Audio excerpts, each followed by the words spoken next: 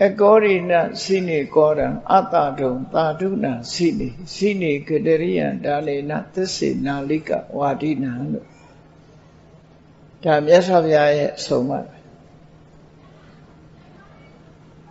Amyadota chimare poguri, champate poguri. Amyadota matavene mida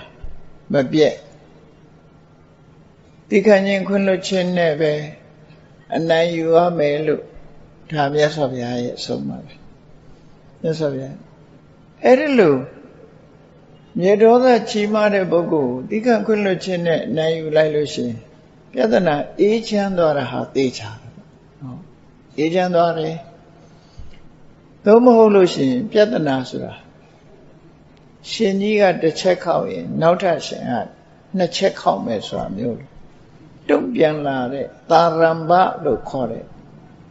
The Lesachi Amu Muri, Logamashi. Menga the Kulo in and Nakulo. Menga Tone Yay and Dane Comesure. Erelu don't be a Mumuri in it. Naneyama, Shishino Miavu. Agorina sine Gordon, Ataduna sine. Magona Lugole, maybe a gaune and a tada cushion. On a boat Juzaba.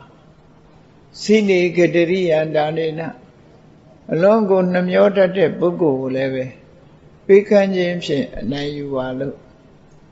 This is Nalika Warina. Linya Bioso de Bugo, Mangan Bioso James and Nayualu Sure. Yes, I so much the Aroria. Loka Luri Yonchi Jen and Sanjib shit.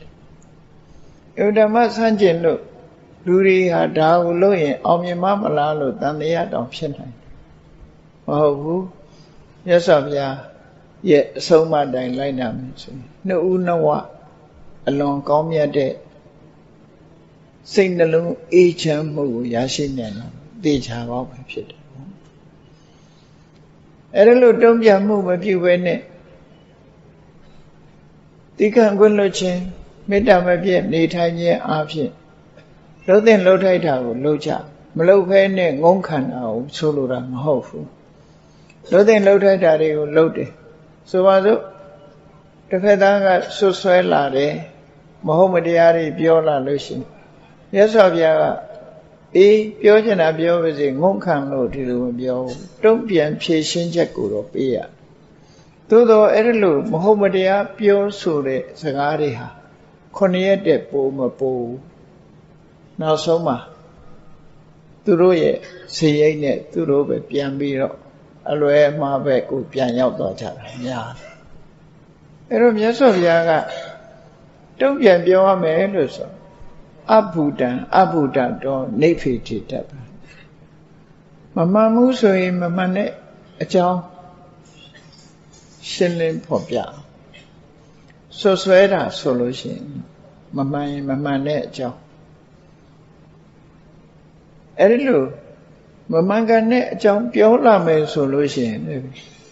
She me sure. Yes, of ya, Hojare, so much. Emdama Matazia Goni. Did warm you way? Di Tinia Mabe. Jamazala to Asavai ma. Purabada window like that wood. Yes, of ya, so much. Piadia Danga, Ranadoma, Gay, Shucha. Pity the Gapiola me solution. Simsone, Namatica, Simsone. Wajole, when you say so, Nilution, a man with the mam hopu. Say so, Jenha, good. She and then alone Emma. Yanjang move, social seat at Hapshit. Good Angasabi. Go yet. Sing alone each and move a social normative. That I'll say so ne. Say so Nilution, a mamma, we want question and one Shima Mohobu. Eddie, we want question and one Machine, Taman, social in the cool of shit.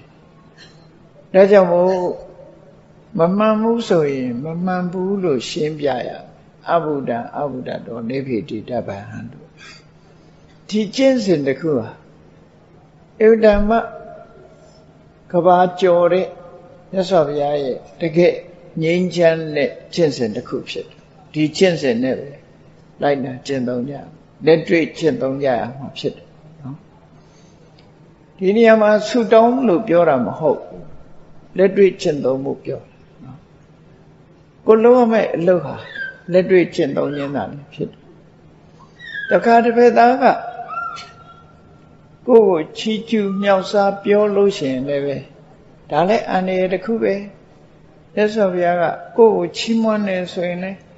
ချီးမွမ်းလို့ဆိုပြီးဘဝင်မြင့်ပြီးတော့စိတ်တွေတက်ကြွမောက်မာပြီးမသွားနဲ့တဲ့အဲ့ဒီလိုဘဝင်မြင့်သွားမယ်ဆိုလို့ရှိရင်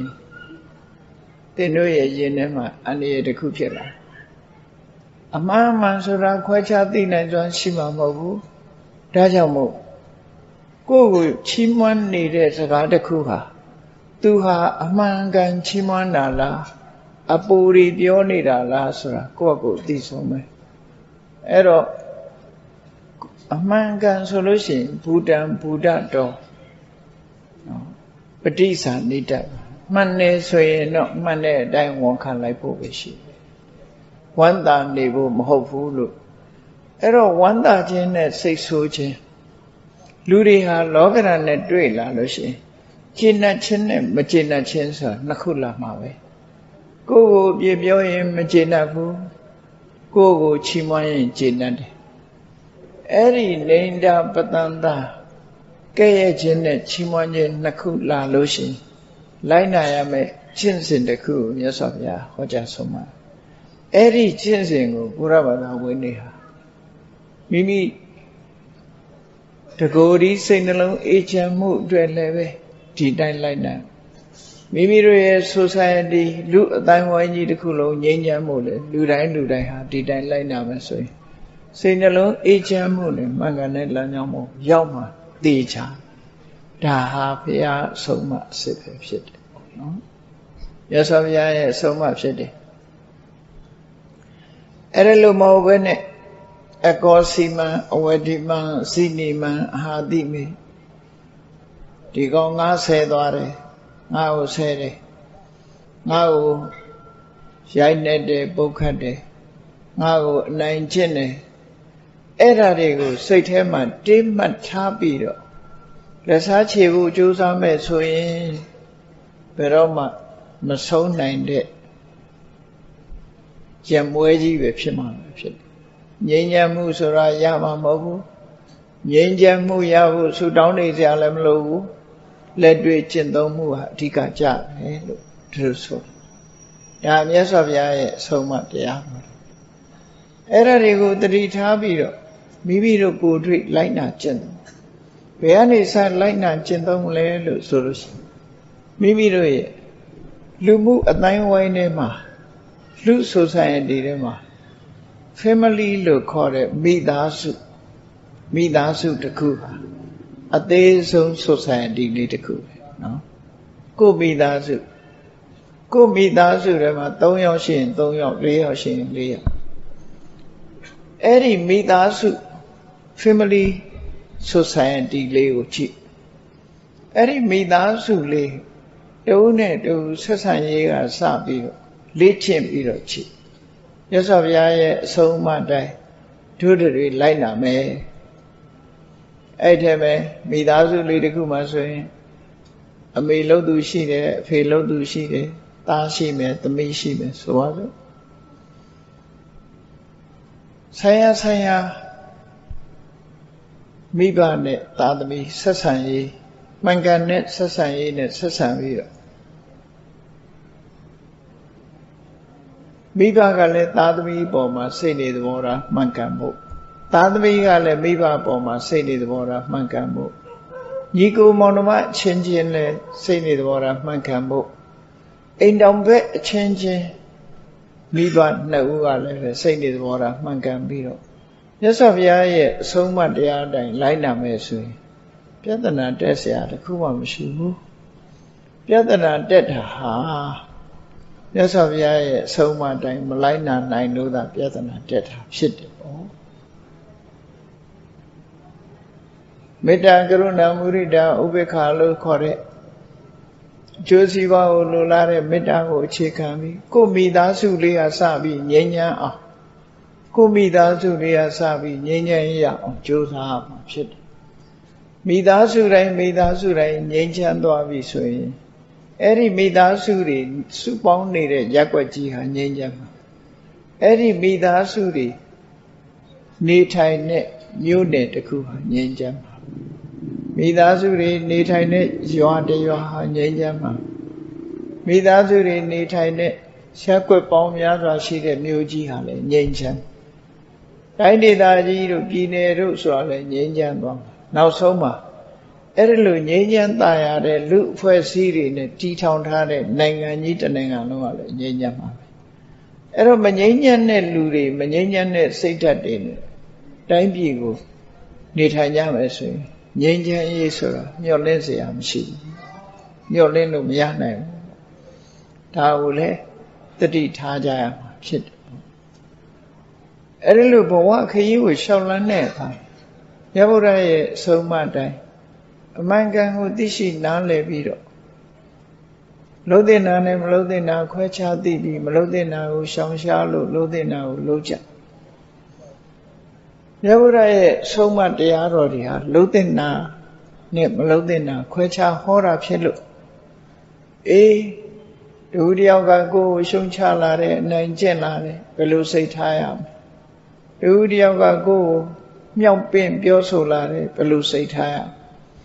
လောကရန်မုန်တိုင်းနေနဲ့တွေ့လာလို့ရှိရင်စိတ်ဓာတ်ကိုဘယ်လိုကြံ့ခိုင်အောင်ထားရမယ်ဆိုတဲ့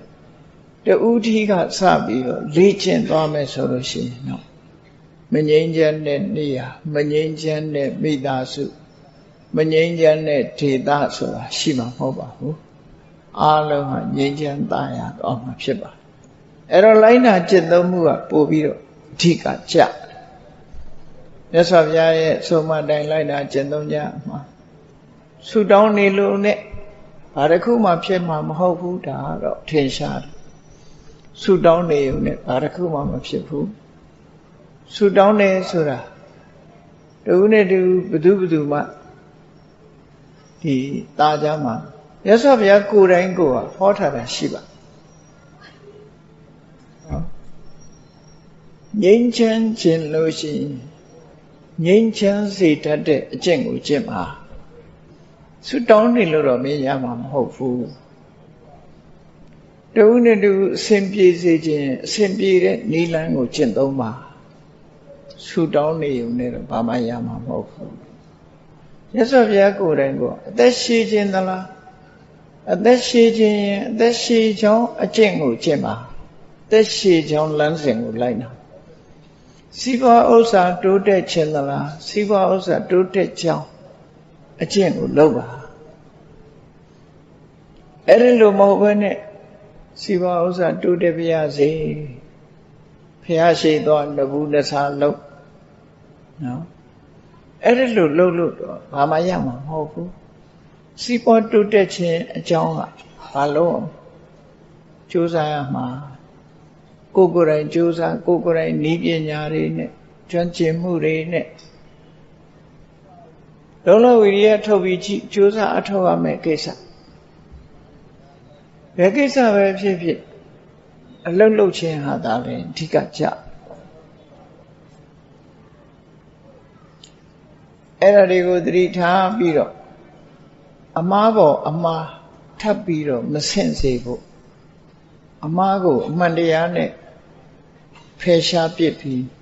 အမှန်တရားမှန်တဲ့လမ်းကြောင်းကနေလိုက်မှသာလေမိမိတို့လိုချင်တဲ့ပန်းတိုင်ကိုရောက်မှာဖြစ်တယ်အဲ့ဒါလိုမဟုတ်ဘူးဆိုလို့ရှိရင်